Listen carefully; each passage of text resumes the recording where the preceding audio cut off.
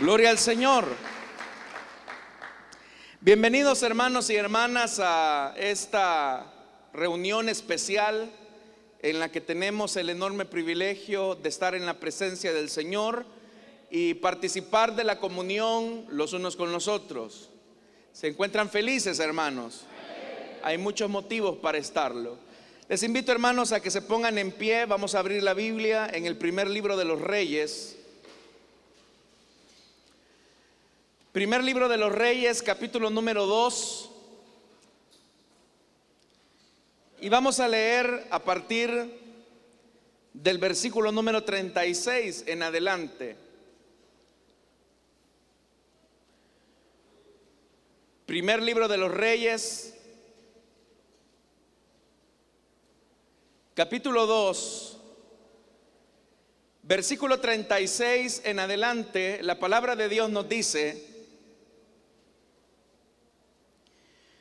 luego mandó llamar a Simí y le dijo: constrúyete una casa en Jerusalén y quédate allí. No salgas a ninguna parte, porque el día que salgas y cruces el arroyo de Cedrón, podrás darte por muerto y la culpa será tuya. De acuerdo, le respondió Simí al rey: yo estoy para servir a su majestad y acataré sus órdenes. Simí permaneció en Jerusalén por un buen tiempo, pero 3 años más tarde, 2 de sus esclavos escaparon a Gat, donde reinaba Aquis, hijo de Maca. Cuando le avisaron a Simí que sus esclavos estaban en Gat, aparejó su asno y se fue allá a buscarlos y traerlos de vuelta.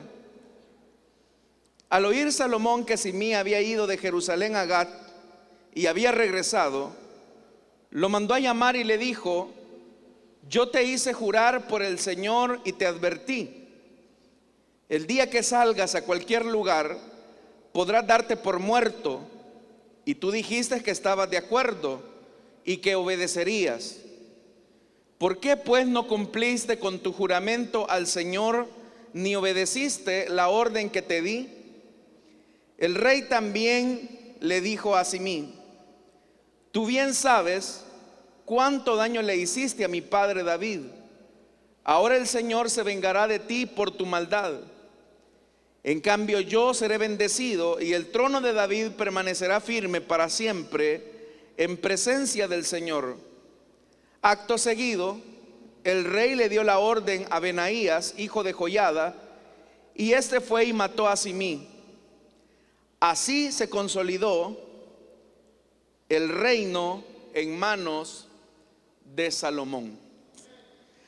Vamos a orar, hermanos. Padre que estás en los cielos, esta mañana, Señor, hemos leído tu palabra y con corazón sincero queremos pedirte que nos instruyas por medio de tu enseñanza. Aquieta nuestros corazones, aquieta nuestros sentidos, y que podamos, Señor, como lo dijimos anteriormente, ser tierra fértil. Te lo pedimos y te lo suplicamos en el nombre de Jesús. Amén y amén. Tengan la bondad de sentarse, hermanos y hermanas. Hermanos, uno de los episodios más tristes en la vida del rey David fue en aquella ocasión cuando uno de sus hijos, Absalón específicamente, conspiró en contra de la corona de Israel. Y todo esto, hermanos y hermanas, desembocó en un golpe de estado. Absalón fue muy estratégico, ya que por un periodo más o menos de 5 años armó toda una estrategia para enamorar y conquistar la aceptación del pueblo. De tal forma, hermanos, que pasados esos 5 años, Absalón logró sumar al menos el 50% de la población israelita a su favor, y por consiguiente en contra del rey David. El día que se produjo el golpe de estado, Fue, hermanos y hermanas, en un momento bastante ceremonial, donde Absalón se acerca a su padre, el rey, y le dice: Padre, antes de venir a Jerusalén, yo le hice un juramento al Señor que quiero ir a cumplir. Y ese juramento yo quiero irlo a cumplir presentándome en el territorio de Hebrón. Lo que David no sabía es que en realidad lo que se estaba fraguando era el golpe de estado en manos de su propio hijo. La Biblia dice que habían algunos consejeros que estaban aliados con David. Uno de ellos era Agitofel. Agitofel era abuelo de Betsabé. Y a raíz, hermanos, del pecado que David cometió con esta mujer, Agitofel se llenó de mucha amargura, de mucho desprecio hacia David, porque obviamente se había metido con su nieta. De tal forma que ahora que Absalón, su propio hijo, está fraguando este golpe de estado, él ve la oportunidad para vengarse de ese abuso de poder y ese abuso de confianza que David había tenido hacia su propia nieta. El día, hermanos, del golpe de estado ocurrió, dice la Biblia, con personas de Jerusalén que también habían sido ganados por la simpatía de Absalón. Y ese día, estando en Hebrón, haciendo un culto solemne,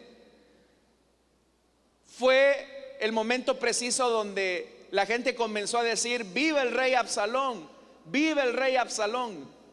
Obviamente, hermanos, que el culto en Hebrón solamente fue una excusa para validar el golpe de estado. Cuando le llega la noticia a David, que no sospechaba nada, y él se encontraba en Jerusalén, en su palacio, los mensajeros le dicen: Absalón se ha proclamado rey. Y ahí, hermanos y hermanas, habían dos caminos. Uno de ellos era aplacar la insurrección, pero todo eso se iba a hacer en la capital del reino, es decir, en Jerusalén, lo que iba a provocar obviamente destrucción, muertes, y todo lo que David había construido a lo largo de los años se iba a venir al suelo a causa de esa guerra civil que se iba a producir entre David, los hombres que le quedaban, y el nuevo ejército de Absalón. Entonces David, hermanos, muy estratégicamente decide que lo mejor es salir de Jerusalén para que todo el esfuerzo que él había construido a lo largo del tiempo no se eche a perder. David, un poco apesadumbrado, triste, porque no se imagina que uno de sus propios hijos le fuera a salir con eso, le fuera a traicionar su confianza, decide salir literalmente en una condición de luto de Jerusalén. Y para salir de Jerusalén, dice la Biblia que él cruzó el arroyo de Cedrón. Más adelante, hermanos, ese mismo arroyo de Cedrón lo tuvo que cruzar Jesús en su camino a Getsemaní y después ir a la cruz. Hoy David está cruzando el mismo arroyo, lo único que hacia afuera de Jerusalén. Pero cuando David estaba cruzando el arroyo de Cedrón, sale, hermanos y hermanas, un benjaminita llamado Simei, que comienza a injuriar al rey y le comienza a decir: maldito, asesino, esto te pasa porque tú mataste a la familia de Saúl y a todos sus descendientes. Maldito, maldito, vete. Y dice la Biblia que le arrojaba piedras, lo insultaba.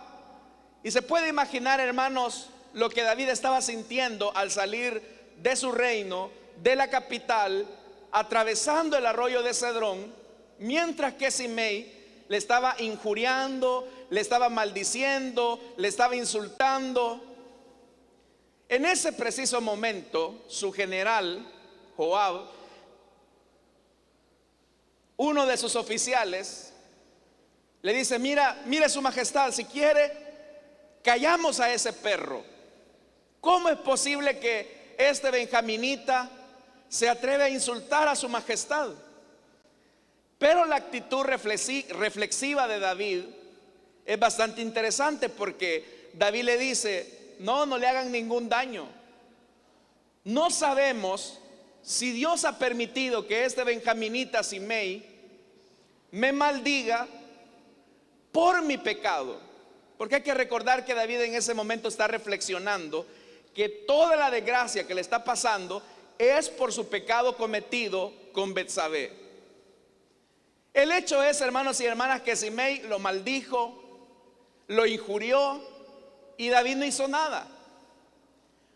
Usted conoce los hechos.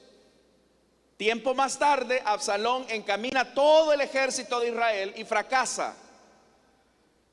Termina la guerra más bien con la muerte de Absalón, y David tiene que regresar nuevamente hacia Jerusalén. Y nuevamente, hermanos, el mismo camino que había utilizado para salir de Jerusalén días después es el mismo camino que atraviesa para ir de regreso hacia su palacio. Al cruzar nuevamente el Jordán, la Biblia dice que Simei nuevamente le sale al encuentro. De eso, hermanos, habían pasado algunos días. Y Simei está preocupado, porque sabe que el golpe de estado que se fraguó por Absalón no dio fruto, no dio resultados. Él pensaba, hermanos, que Absalón iba a matar a David y que Absalón se iba a quedar con el reino y que él no iba a tener consecuencias de todas las maldiciones que le dijo a David. Pero la cosa es que el reino a Absalón se le fue, así como la mula lo dejó cuando él quedó enredado entre los espinos del bosque de Efraín. Se le fue muy rápido. La cosa es, hermanos y hermanas, que cuando Simei se da cuenta que el golpe de estado ha fracasado, él es consciente que hacía unos pocos días había maldecido al rey, y escuchó que David nuevamente regresaba a la capital de Jerusalén. Obviamente, hermanos y hermanas, Simei fue muy astuto y con 1000 hombres se presentó delante del rey David para pedirle disculpas por todas las maldiciones que le había dicho hacía unos días atrás. En ese momento él se arrodilla y le dice: mi señor, su majestad el rey David, perdóneme por lo que le dije, perdóneme porque lo injurié, perdóneme porque lo maldije. Pero el tipo fue muy astuto, porque se hizo acompañar de 1000 hombres. David, hermanos y hermanas, si algo tenía, es que era un zorro político. David es consciente que si él mata a Simei en ese momento, la imagen que se iba a proyectar en la capital era que David venía a justiciar a todos los que apoyaron el golpe de estado de su hijo. Pero ahora entonces David lo que desea es volver a unificar el reino bajo la corona. Pero para que eso se logre, David tiene que despojarse de su sentimiento justiciero. Entonces, hermanos y hermanas, Simei le pide a David que le jure que le va a perdonar la vida. Y Simei, hermanos y hermanas, siendo muy astuto, al pedirle: su majestad, júreme por favor que no me va a hacer daño, que me va a perdonar. Hermano, la ley de Moisés decía que no se debía de injuriar o maldecir al príncipe de la nación, porque si eso ocurría, la pena era muy severa, era una pena de muerte. Pero David, siendo muy estratégico, le perdona la vida a Simei y le dice: está bien, te juro que no te voy a quitar la vida. El tiempo pasó, David envejeció, y ahora, hermanos y hermanas, a Salomón le toca heredar el trono. Y dentro de las instrucciones que David le dejó a su hijo Salomón era: mira, Salomón, yo fui compasivo con Simei. Yo le perdoné la vida a ese benjaminita que me injurió, que me maldijo, pero tú no tienes por qué mantener ese juramento. Así que conforme a tu sabiduría, en el momento que consideres, toma justicia de mi honor. Y Salomón, un hombre sabio, acepta. Cuando Salomón asume el trono, manda a llamar a Simei, que fue lo que leímos esta mañana. Ya aquí, hermanos, este hombre había envejecido. Y dice el versículo 36, luego mandó a llamar a Simei y le dijo: constrúyete una casa en Jerusalén y quédate allí, no salgas a ninguna parte, porque el día que salgas y cruces el arroyo de Cedrón, podrás darte por muerto y la culpa será tuya. Salomón lo que le está diciendo a Simei es: mira, ya no vas a vivir en la tierra de Benjamín, vas a vivir en Jerusalén, vas a construir una casa en Jerusalén, que era el lugar donde vivía Salomón, y no vas a salir de esa casa para siempre. Era algo así, hermanos, como un arresto domiciliario. Y le dice algo más: si tú regresas al arroyo de Cedrón, que fue donde maldijiste a mi padre, que fue donde injuriaste a mi papá, date por muerto, Simei. Pero ve, hermanos, lo que le responde Simei en el versículo 38. De acuerdo, le respondió Simei al rey: yo estoy para servir a su majestad. Oiga, yo estoy para servir a su majestad. Acataré sus órdenes. Y Simei permaneció en Jerusalén por un buen tiempo. Es decir, que a Simei le pareció un gesto de bondad. Es decir, hermanos, había un castigo, había una consecuencia para Simei, y era arresto domiciliario. No vas a salir de Jerusalén, porque si sales de Jerusalén y peor aún regresas al arroyo de Cedrón, donde maldijiste e injuriaste a mi papá, te vas a dar por muerto. Y Simei pensó: me parece, yo estoy para servir a la corona, yo estoy para obedecer. Y por un tiempo Simei aceptó. Pero dice el versículo 39: pero 3 años más tarde, 2 de sus esclavos escaparon a Gat. Gat era un territorio filisteo, donde reinaba Aquis, hijo de Maca. Cuando le avisaron a Simei que sus esclavos estaban en Gat, aparejó su asno y se fue allá a buscarlos y a traerlos de vuelta. Pasados 3 años, después de la restricción domiciliaria, van y le dicen a Simei: mira, 2 de tus esclavos han escapado al territorio filisteo.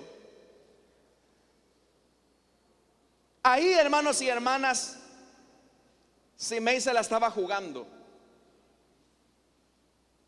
Y él, hermanos y hermanas, pudo haber dicho: bueno, se escaparon estos 2 esclavos. Eso era un delito. Que un esclavo huyera de su amo era un robo. Pero seguramente, hermanos, estos 2 hombres andaban buscando su libertad. Ahí Simei tenía 2 opciones: tratarlos compasivamente, dejarlos, perdonarles el agravio, o hacer lo que hizo: irlos a buscar, ir a cobrar su propia justicia. Pero eso a expensas de que el rey Salomón le iba a quitar la vida. Pero como ya le dije, Simei se la juega, y es lo que dice: bueno, ya pasaron 3 años desde que cumplo mi arresto domiciliario, y yo creo que a estas alturas el palacio ni cuenta se va a dar que yo voy a salir de Jerusalén. Así que él, de manera abusiva, sale de la capital, se va al territorio enemigo, al territorio de Gat, territorio filisteo. Y va y dice, no solamente va a Gat, sino que dice, verso 39, donde reinaba Aquis, hijo de Maaca. Y cuando le avisaron a Simei que sus esclavos estaban en Gat, aparejó su asno y se fue allá a buscarlos y a traerlos de vuelta. Se fue a meter al territorio enemigo, al territorio filisteo. Los filisteos eran enemigos naturales de Israel. Pero él tuvo el atrevimiento no solo de romper el límite que Salomón le había puesto, sino que viene de abusivo y se va al territorio enemigo. Pero es ahí, hermanos, donde la inteligencia de Israel, el servicio secreto, le informa rápidamente a Salomón. Y dice el versículo 41: al oír Salomón que Simei había ido de Jerusalén a Gat y había regresado, como que si nada había pasado, lo mandó a llamar. Lo mandó a llamar y le dijo: yo te hice jurar por el Señor y te advertí. Hubo una advertencia. Esa advertencia, esa restricción le preservaba la vida a Simei de su pecado, de lo que ya había hecho, de la maldición que le había proferido al rey David. Era un ultimátum, era una consideración: no vas a salir de Jerusalén, porque al día que salgas te vamos a volar la cabeza. Y Simei lo que dijo es: yo estoy para servir a la corona, yo estoy para obedecer la palabra. Pero dice que Salomón, al mandarlo a llamar, le dice: yo te hice jurar por el Señor, te di la advertencia, el día que salgas a cualquier lugar podrás darte por muerto. Y tú dijiste que estabas de acuerdo y que obedecerías. Tú lo aceptaste, tú aceptaste el arresto domiciliario a cambio de preservarte la vida.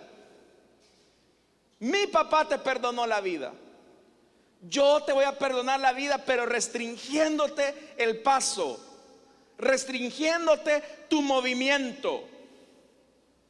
Y aquí es donde viene la pregunta de Salomón: ¿por qué no cumpliste con tu juramento al Señor, ni obedeciste la orden que te di?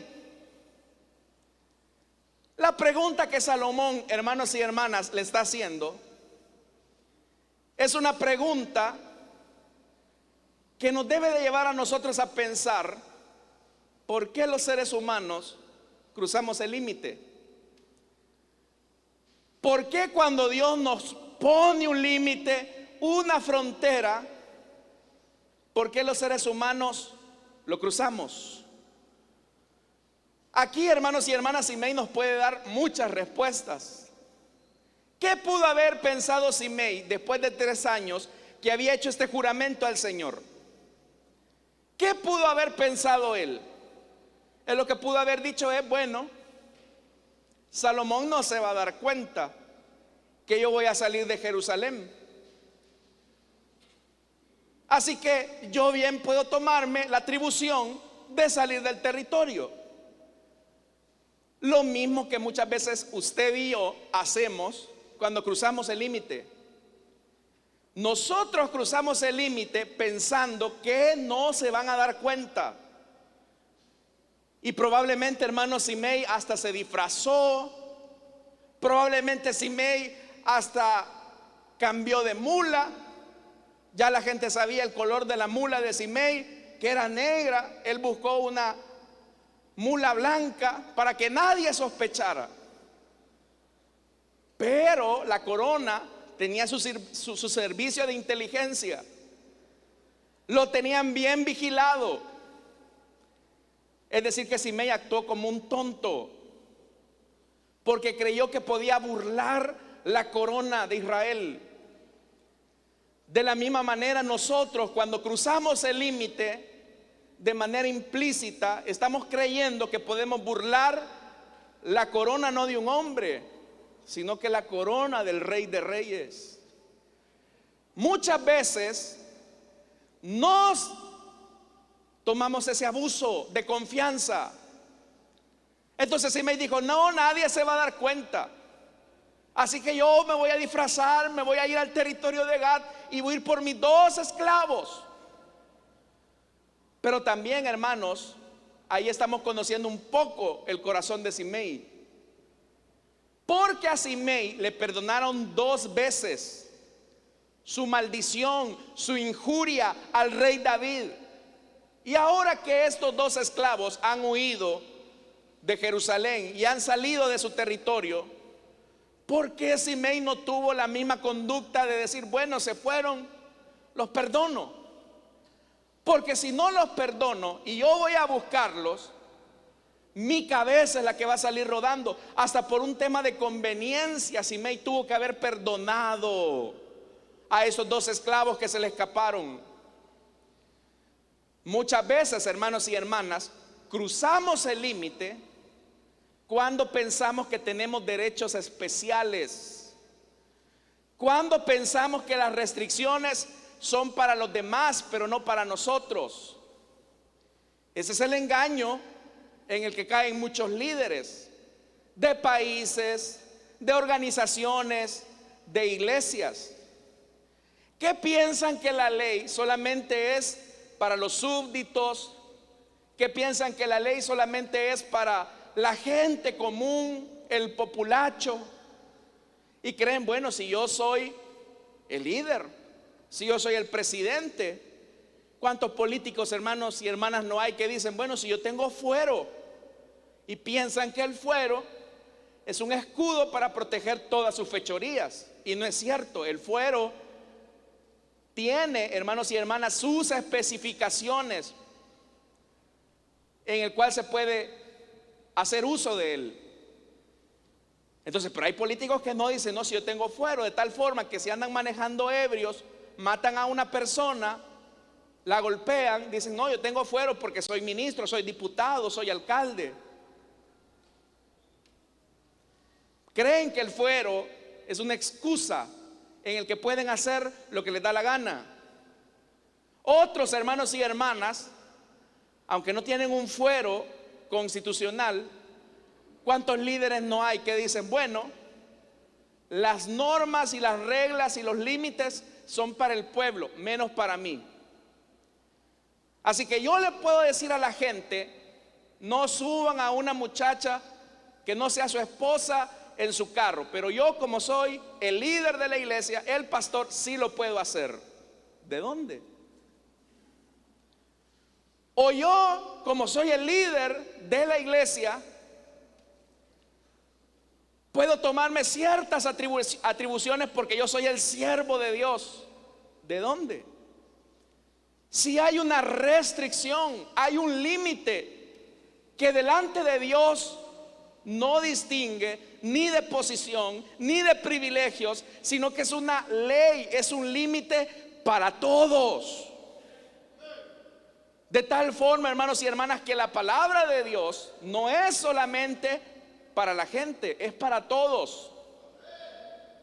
Pero Simei dijo: bueno, a mí ya no me están cuidando, a mí ya no me están vigilando, así que voy a salir. Y él abusó de la confianza. Otra cosa que llevó a Simei a cruzar la frontera fue un abuso de confianza. David le había perdonado la vida, Salomón le había perdonado la vida, pero con una cláusula de confianza: no vas a salir de Jerusalén, no lo hagas. Y Simei dijo: como ordene su majestad, estoy de acuerdo, está bien. Y Salomón creyó en Simei, confió en la palabra que Simei le había dado. Pero ¿qué pudo haber pensado Simei? Recuerde, Simei ya era viejo. Salomón era un joven que comenzaba a reinar. Y en su abuso de confianza, él lo que dijo es: bueno, si yo soy más viejo que él, ¿y yo para qué le voy a hacer caso a este neófito monarca, a este nuevo rey? Y entonces él creía que él podía quebrantar su palabra cuando quisiera. Muchas veces nosotros cruzamos el límite cuando abusamos de la confianza de las personas. Cuando abusamos de la confianza de las personas es cuando nos permitimos licencias que creemos que son privilegios que nos compete. Recuerden, hermanos y hermanas, en algún momento un hermano tenía un negocio, algo fuerte. Y resulta ser, hermanos, que él tenía a sus 3 hijas. Él ya iba avanzando en edad y había llegado el momento en que él iba a hacer una repartición, vamos a decirlo así, de las acciones de la empresa entre sus 3 hijas, para irle legando el negocio que por tantos años a él le había costado levantar. La cosa es, hermanos, es que estas niñas se estaban preparando en la universidad.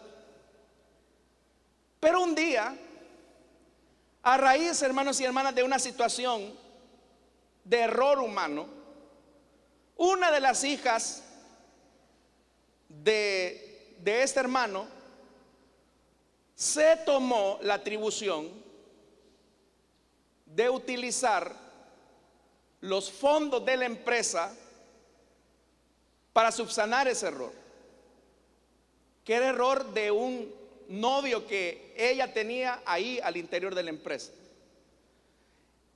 Entonces, como la estaban cuestionando, lo estaban cuestionando al muchacho por unos fondos, por un dinero de la empresa.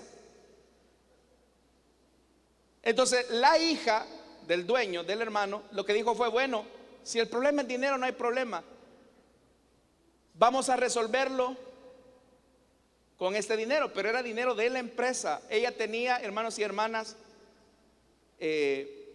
la facilidad, tenía la facultad de emitir cheques, y comenzó a utilizar fondos de la misma empresa para cubrirle el error, el robo era, más específicamente, a su novio. Esta muchacha creía que estaba en su facultad de hacerlo. Eso era un abuso de confianza de su padre y era un abuso de confianza de la empresa. En ese momento el contador le dijo: mire, pero usted va a pagar con dinero de la empresa la situación de su muchacho. Y vino ella y le dijo: mire, pero ¿y que no sabe usted que yo soy la hija del dueño? ¿Y que no sabe usted que yo dentro de poco voy a ser su jefa? Así que haga lo que le digo, acepte esto. Obviamente que el hermano se dio cuenta rápidamente, y él se molestó, se indignó y mandó a llamar a su hija, que había abusado de su confianza, y le dijo: ¿por qué hiciste esto?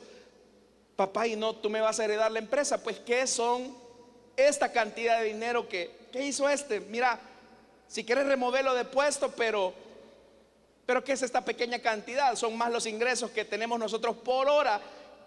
¿Qué es lo que tomó?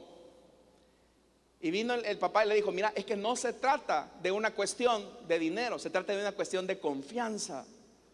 Abusaste de mi confianza, abusaste de la confianza de la empresa y te tomaste atribuciones que todavía tú no tienes. Simei abusó de la confianza de Salomón. Nosotros, hermanos y hermanas, también cruzamos la frontera, cruzamos los límites cuando abusamos de la confianza de nuestra familia, de las personas o de la iglesia. Puede ser, hermanos y hermanas, que la gente confíe en usted y en su confianza recibida, usted puede hacer mal uso de eso. ¿Cuántas veces no pasa que los hijos le dicen al papá: mira papá, voy a ir a hacer tareas con los compañeros de la universidad? Y viene el papá y les dice: está bien, hija, anda, es por tu carrera, es por tus estudios, dale. ¿Y cuántos casos no hay, hermanos, donde la muchacha o los muchachos no van a hacer tareas a la biblioteca, se van para el majahual? ¿Por qué hacen eso? Por abuso de confianza, porque creen que no se van a dar cuenta. También Dios, hermanos y hermanas, nos ha puesto límites que debemos de respetarlos, pero muchas veces nosotros abusamos de la confianza porque creemos que somos viejos de estar en el evangelio, igual que Simei, que ya era un viejo. No, si está bien esta restricción para este nuevito que va comenzando. No, si está bien este límite para esta nuevita que va comenzando. Pero si yo ya tengo 20 años de estar en el evangelio, la norma de Dios es pareja, es para todos. No hay excepción a la regla.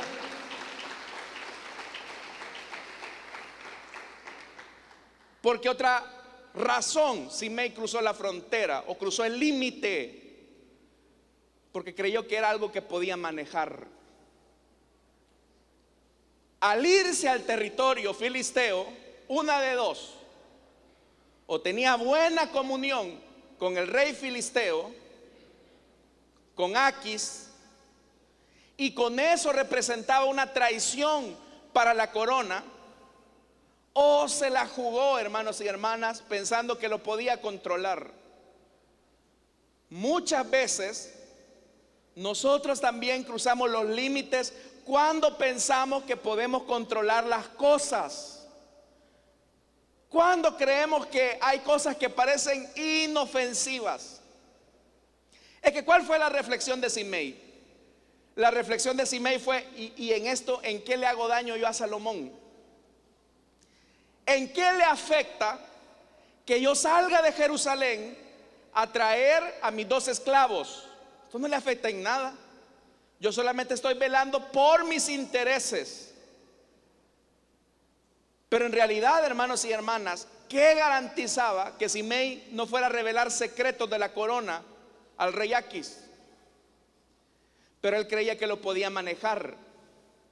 La mayor parte de nuestros fracasos espirituales y morales, todos sin excepción, es porque creemos que lo podemos manejar. Cuando hay alguien, hermanos y hermanas, que cree que puede manejar una relación, que sabe que no es conveniente: no, si yo lo puedo controlar. No, si yo con mi novio solamente besitos de pajarito nos damos nada más, de piquito nada más. No, si yo con mi novia solamente un besito en la boca, nada, no, eso no hace nada de daño. El detalle, hermanos y hermanas, es que después los besos de piquito se van convirtiendo en respiración de boca a boca, ¿verdad? Después de tener un solo brazo sobre el cuerpo de la muchacha, ¿no? ¿Y qué de malo tiene que yo la tome por la cintura? ¿Qué de malo tiene que yo le haga así en la pierna? ¿Qué de malo tiene? El problema es que después esa mano se va convirtiendo, hermanos y hermanas, en todas esas extensiones de pulpo. Parecen pulpos después. ¿Sabe, hermanos y hermanas, por qué pasa eso? Porque creemos que podemos controlar las cosas, y no es cierto. Por eso es que la Biblia nos pone límites. Los límites, las restricciones, las fronteras son para tu propia seguridad. Salomón lo que le estaba diciendo a Simei es: mira, vive en Jerusalén, vive a la sombra de la corona, y no te va a pasar nada, y tu pecado quedará sin consecuencia. Pero si sales de Jerusalén y regresas al arroyo de Cedrón, al sitio de maldición, ten por seguro que vas a morir. También nosotros, hermanos y hermanas, si salimos de los límites, de las fronteras que Dios nos pone, la Biblia dice: no os engañéis, alma que pecare, esa morirá.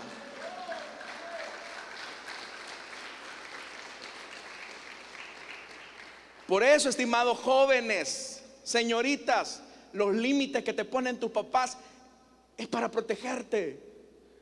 Tal vez tú puedes decir: ay, qué aburrido, qué aburrido estar en Jerusalén, en la casa de mis papás. Qué aburrido es esto. Si tu papá te dice no, es no, y debes de obedecer, porque tu papá no te quiere arruinar la fiesta. Él te está protegiendo del peligro que hay allá afuera. Cuanto más nuestro Dios amoroso, que nos dice: no pequen, no crucen la línea.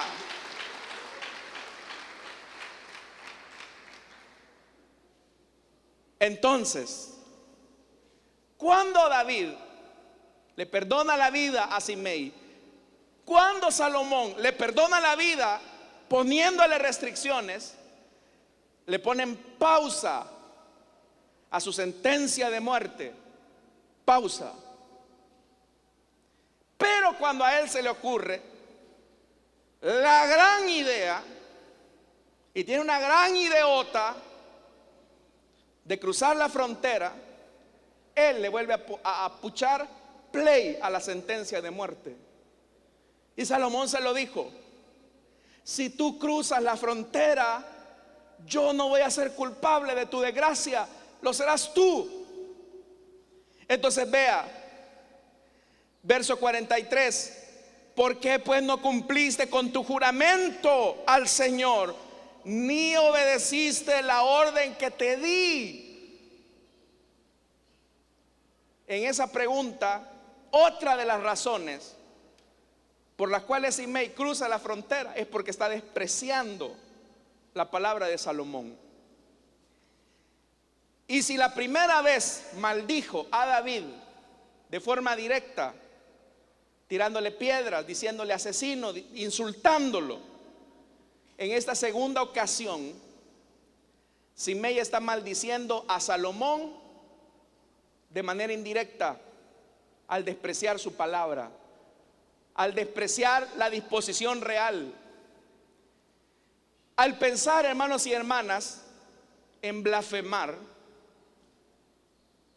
en contra de Dios, normalmente nosotros en lo que pensamos es en la banda de rock, o en el artista o la película que usa mensaje subliminal. Y mire que hay evangélicos que son bastante creativos, diría yo, al decir: bueno, hay que ver qué mensaje subliminal tiene esta canción, hay que ver qué mensaje subliminal tiene esta caricatura de Mickey Mouse, a ver qué blasfemia dicen. Y usted sabe, hermanos, que hay pastores que se dedican a predicar de Mickey Mouse, de la Pocahontas, de ver cuáles son los demonios que hay ahí, ¿verdad? Pero hay otros demonios, o hay otras blasfemias en contra de Dios cuando menospreciamos la palabra de Dios, cuando sabemos cuál es la voluntad de Dios y nosotros pisoteamos la sangre del Hijo de Dios, cuando nosotros nos permitimos licencias que no debemos de dárnoslas. También blasfemamos en contra de Dios cuando sabemos que no debemos de pecar y a conciencia de que no tenemos que cruzar la línea, lo hacemos. ¿Y por qué nos volvemos en blasfemos en contra de Dios cuando menospreciamos la palabra de Dios? Porque cuando usted fracasa o yo fracase, de lo que van a decir es: y es evangélico, y es cristiano, y dice que cree en Dios, y miren lo que hizo, y su vida viene a ser motivo de escándalo para la obra de Dios, para el evangelio, para la causa del reino de Dios, y usted provoca que los impíos y los inconversos blasfemen el nombre de Dios por su mala cabeza, por ser negligente en la orden que Dios le dio. Usted provoca que el antirreino blasfeme en contra de Dios.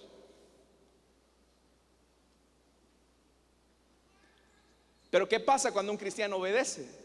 Es motivo de alabanza a Dios, porque la gente dice: yo quiero ser como él, yo quiero ser como ella.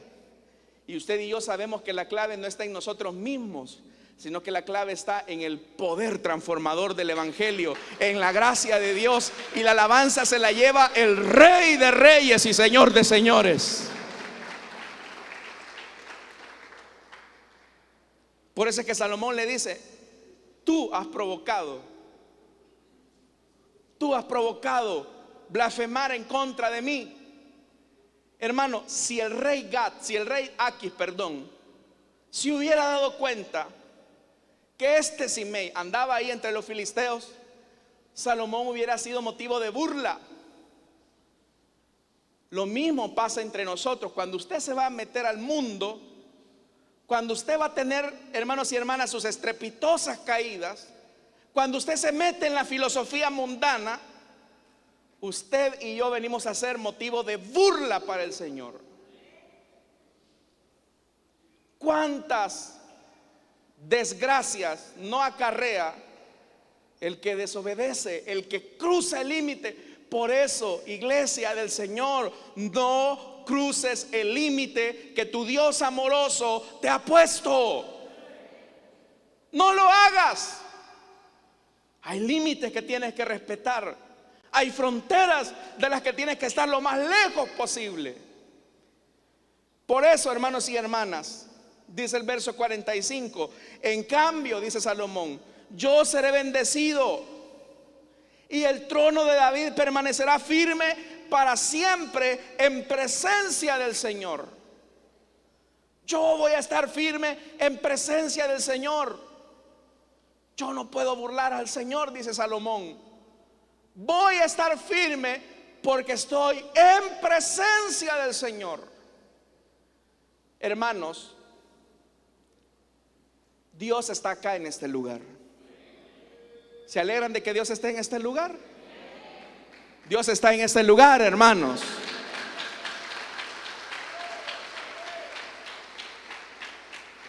Pero Dios también está en su trabajo. Dios está en su oficina. Dios está en el baño cuando usted se mete con el teléfono. Ya no dicen amén. Dios está cuando va de camino en el autobús. Dios está, hermanos y hermanas, en todo sitio. Nada se escapa de la mirada poderosa de nuestro Dios.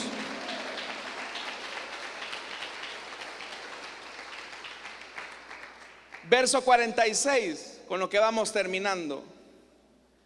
Acto seguido, el rey le dio la orden a Benaías, que era el general de Salomón, hijo de Joiada, y este fue y mató a Simei. Así consolidó el reino en manos de Salomón. Ya le dije, Simei le dio play a su condena de muerte. Hermanos y hermanas, nosotros podemos engañar a los hombres y tal vez los podemos engañar, pero a Dios no lo vamos a engañar. Así que el llamado esta mañana es: no cruces el límite. Peligro, alma que pecare, esa morirá. Pero aquellos que obedecen y honran la palabra del Señor, el Señor los recibirá en su presencia. Ven, buen siervo fiel, en lo poco me fuiste fiel, sobre lo mucho te pondré. Amén, hermanos. Seamos fieles al Señor y a sus restricciones. Él quiere lo mejor para nosotros. Vamos a orar y vamos a cerrar nuestros ojos.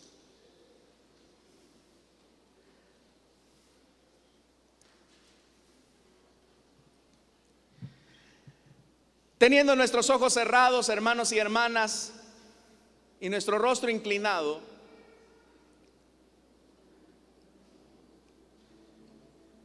quiero hacer una invitación esta mañana para todas aquellas personas que desean entregarle su vida a Cristo o que desean reconciliarse.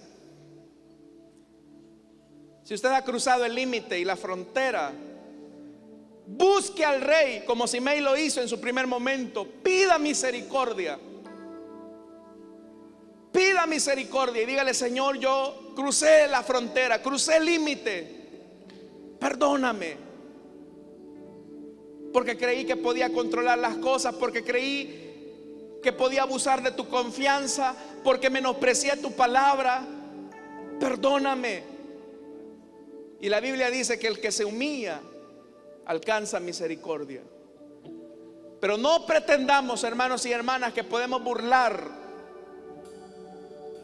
a Dios y pasar sin consecuencia. No os engañéis, no os engañéis. Dios no puede ser burlado. ¿Habrá alguien esta mañana que desea entregarle su vida a Cristo o que desea reconciliarse? Póngase en pie y vamos a orar ahí en el lugar donde usted está. O si quiere pasar aquí al frente, también hágalo. Dios a todos nos pone límites, hermanos. Todos estamos bajo un límite. Y ese límite es para resguardar nuestra vida, para protegernos. Si usted quiere entregarle su vida a Cristo, póngase en pie. Si usted quiere reconciliarse, sabe que ha cruzado la raya, póngase en pie, vamos a orar. ¿Hay alguien? No cruces la línea.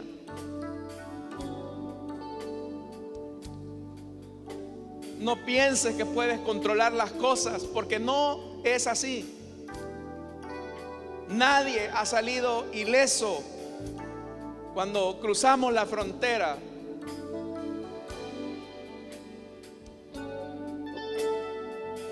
¿Hay alguien esta mañana? Solo tengo un minuto ya. Si usted quiere entregarle su vida a Cristo o desea reconciliarse, póngase en pie. Voy a orar por usted.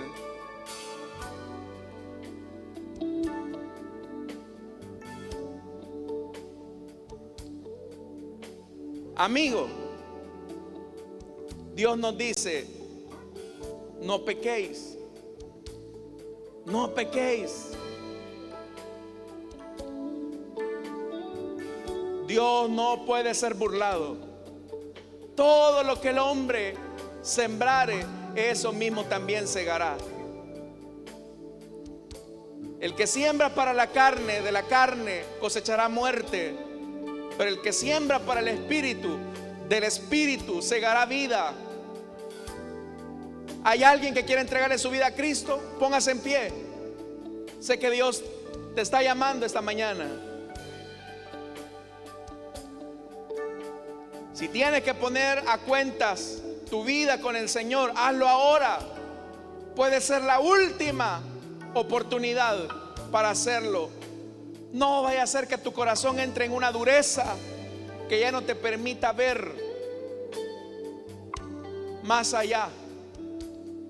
¿Hay alguien más? ¿Hay alguien que quiere entregarle su vida a Cristo, desea reconciliarse con el Señor? Póngase en pie. Esta invitación también es para los oyentes de la radio y aquellos que a través del internet escuchan esta palabra. Cierro la invitación, pero si hubiera alguien esta mañana que quiera entregarle su vida a Cristo, póngase en pie. Vamos a orar entonces. Padre que estás en los cielos, Señor amado, te damos las gracias por tu palabra, porque es el parámetro, la frontera que nos especifica, Señor, cuál es nuestro límite. Al reconocer que vivimos bajo tu señorío, bajo el gobierno de tu corona, estamos seguros, Señor.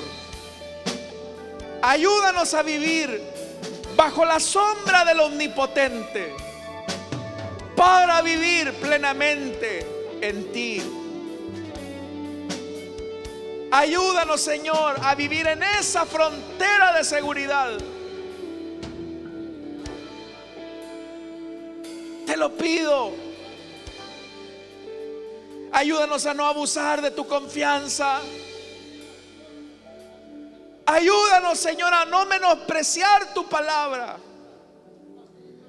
porque mientras estemos ahí bajo tu sombra, no vamos a fracasar, no vamos a morir. Añade, Señor amado, a tu iglesia aquellos que a través de la radio y el internet están entregando su vida a ti. En Cristo Jesús, Señor nuestro. Amén y amén. ¿Cuántos damos un fuerte gloria a Dios, hermanos? Amén.